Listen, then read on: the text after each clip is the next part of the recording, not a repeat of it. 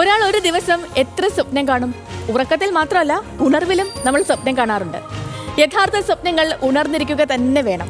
ഉണർന്ന് കാണുന്നതാണ് സത്യം പറഞ്ഞാൽ സ്വപ്നങ്ങൾ, അല്ലേ? ഉപബോധ മനസ്സിൽ നിന്നല്ല, ബോധത്തിൽ നിന്നും ജനിക്കുന്ന ആഗ്രഹങ്ങളുടെ സ്വപ്ന പകർച്ചയാകണം നമ്മുടെ ഓരോരുത്തരുടെയും ജീവിതം. സ്വപ്നം എന്ന വാക്ക്, അത് ഒരു ജീവിതത്തിൽ ഏറ്റവും കൂടുതൽ ആവർത്തിച്ച് ജീവിതത്തിന്റെ അടിസ്ഥാനമാക്കി മാറ്റിയ ഒരു മഹാത്മാവുണ്ട്. ഭാരതത്തിന്റെ മുൻ രാഷ്ട്രപതിയായ ഡോക്ടർ APJ അബ്ദുൽ കലാം.